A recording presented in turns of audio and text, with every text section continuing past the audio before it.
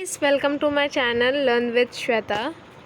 आज का हमारा टॉपिक है क्लास 12 का 2022 टू 23 का सिलेबस हम देखने वाले हैं। जियोग्राफी का चैप्टर 2 के बारे में हम पढ़ेंगे, जिसका नाम है world population distribution density and growth. ये वीडियो का पार्ट टू है। इससे पहले भी हम पढ़ चुके हैं इसके बारे में। आज का हमारा टॉपिक है पहला, population growth. This refers to change in the number of inhabitants of a territory during a specific period of time. When change in the population is expressed in percentage, then it is called growth rate of population. When there is an increase in population by taking difference between the birth and the death, then it is called a natural growth of population. There is also positive growth which happens when the birth is more than the death rate, and negative growth rate of population when birth rate is lower than the death rate.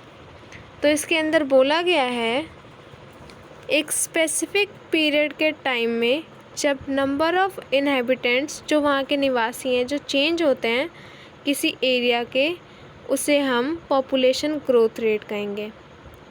ये जो change है उसको हम express कर सकते हैं percentage में या फिर एब्सोल्यूट नंबर में, जिसे हम ग्रोथ रेट ऑफ पॉपुलेशन भी कहते हैं। नेचुरल ग्रोथ का मतलब है birth rate minus death rate, और एक्चुअल ग्रोथ ऑफ पॉपुलेशन हम जो निकाल सकते हैं उसका फॉर्मूला है बर्थ माइनस डेथ प्लस इन माइग्रेशन माइनस आउट माइग्रेशन। इसके बाद नेक्स्ट टॉपिक हमारा आता है कंपोनेंट ऑफ पॉपुलेशन चेंज। इसके 3 कंपोनेंट्स है पॉपुलेशन चेंज के। पहला है बर्थ, दूसरा है डेथ और तीसरा है माइग्रेशन। क्रूड बर्थ रेट क्या होता है, आइए देखते हैं।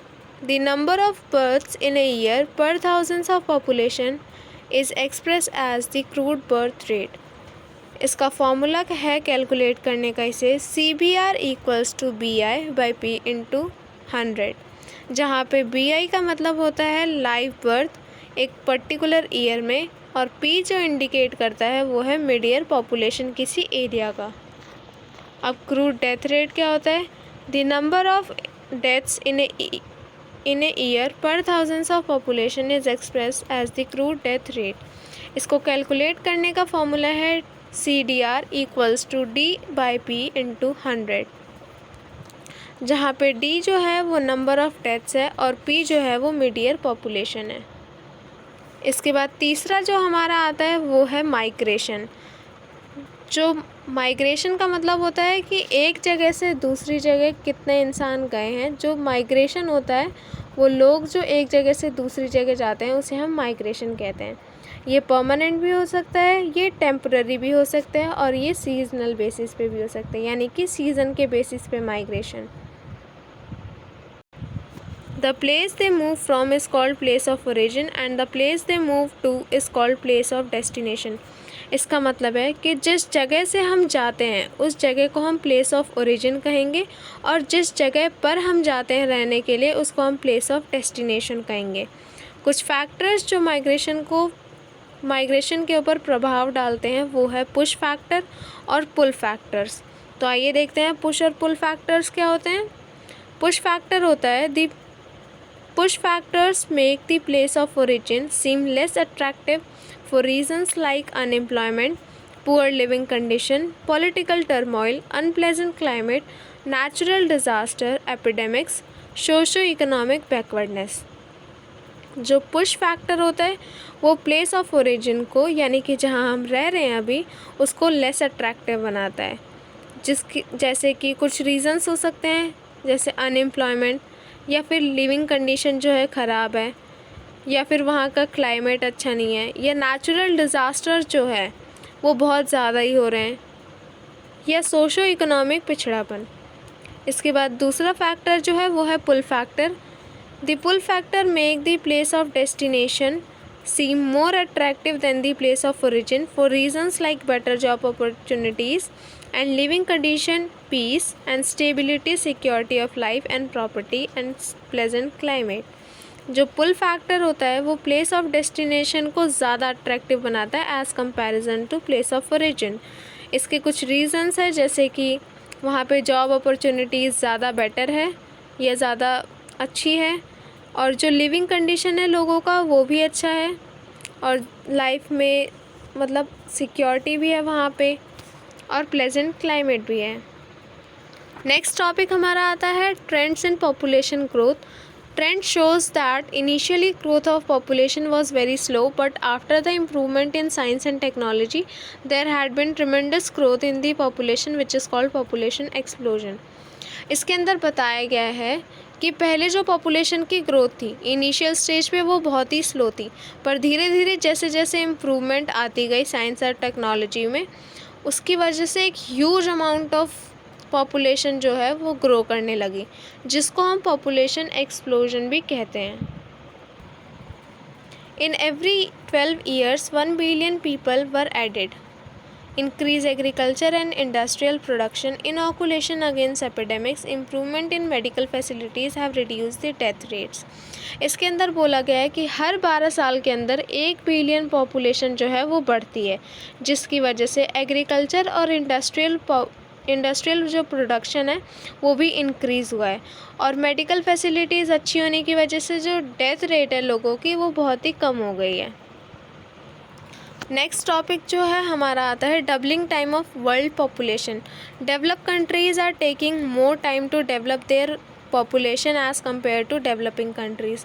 अब डेवलप जो कंट्रीज़ होती है उनको अपनी पॉपुलेशन को डबल होने में थोड़ा टाइम लगता है, लेकिन जो डेवलपिंग कंट्रीज़ होती है वो डेवलप कंट्री से भी ज़्यादा रेट में जो है पॉपुलेशन उनकी ग्रोथ कर रही है। अब कैसे? जो डेवलप कंट्रीज़ है वहाँ पे जो अबॉर्शन रेट है वो हाई है, लेकिन डेवलपिंग कंट्रीज़ में अबॉर्शन रेट बहुत ही लो है और बर्थ रेट हाई है, और डेवलप कंट्रीज़ में बर्थ रेट लो है। इसकी वजह से जैसे कि इंडिया देख लीजिए, इंडिया की कितनी ज़्यादा पॉपुलेशन है, पर इंडिया जो है वो एक डेवलपिंग कंट्री है। इसके बाद नेक्स्ट हमारा टॉपिक आता है demographic transition theory. This theory studies that the changes in the population of a region as it moves from high birth and high death to low birth and low death. This happens when a society progresses from rural, agrarian and illiterate to urban, industrial and literate. इस theory के अंदर हमें बताया जाता है कि population change किसी भी रीजन में जब होता है, जब हाई बर्थ से हाई डेथ और लो बर्थ से लो डेथ एक सोसाइटी में प्रोग्रेस होता है रूरल, एग्रारियन, इलिटरेट से अर्बन, इंडस्ट्रियल, लिटरेट तक। जो डेमोग्राफिक ट्रांजिशन है उसके 3 स्टेजेस हैं। आइए देखते हैं कौन कौन से हैं। जो फर्स्ट स्टेज है, this stage is marked by the high fertility and high mortality rate because people reproduce more to compensate for the deaths due to epidemics and variable food supply. इसके अंदर बोला गया है फर्स्ट स्टेज में जो है वो हाई बर्थ और हाई डेथ रेट होता है, इसीलिए लोग जो हैं जो डेथ रेट जो इतनी ज़्यादा होती है उसका मुआवजा करने के लिए और भी ज़्यादा फर्टिलिटी होती है। सेकंड पॉइंट है इसके अंदर, people are poor, illiterate and mostly engage in the agriculture, life expectancy is low and population growth is slow. इसके अंदर बोला गया है जो फर्स्ट स्टेज है उसके अंदर लोग पुअर होते हैं, इलिटरेट होते हैं, और ज़्यादातर लोग जो है वो एग्रीकल्चर की एक्टिविटीज़ में इंगेज रहते हैं, और जो जीवन काल है इनका वो भी लो होता है और पॉपुलेशन ग्रोथ भी स्लो होती है। आइए देखते हैं सेकंड स्टेज में क्या होता है। The level of technology increases and other facilities like medical, health, sanitation improves due to which death rate reduces. इसके अंदर टेक्नोलॉजी इम्प्रूव होने की वजह से जो मेडिकल और हेल्थ फैसिलिटीज़ है वो डेथ रेट को कमा रही है, but the fertility rate and the birth rate remains high due to which there is a huge rise in the population expands rapidly as there is a wide gap between the birth and death rate. पर जो birth rate है और death rate है वो अभी भी stage में high ही है। Last stage, third stage, the birth and the death rate both reduces and the population moves towards stability. अब जो इसमें बर्थ रेट है और डेथ रेट है, दोनों के दोनों ही कम गए हैं स्टेज में, यानी कि पॉपुलेशन जो है वो स्टेबल हो गई है, स्थिर हो गई है. People became literate, urbanize and control the size of the family. There is a good judicious use of technology. अब लोग जो हैं स्टेज में वो पढ़े लिखे हो गए हैं, अर्बनाइज हो गए हैं और वो अपनी फैमिली के साइज़ को कंट्रोल कर रहे हैं कि इतने ही लोग होने चाहिए, और टेक्नोलॉजी भी बहुत ही इम्प्रूव हो गई है. Thank you for watching my video. If you like this video please like, comment and subscribe to my channel. So मिलते हैं नेक्स्ट वीडियो में.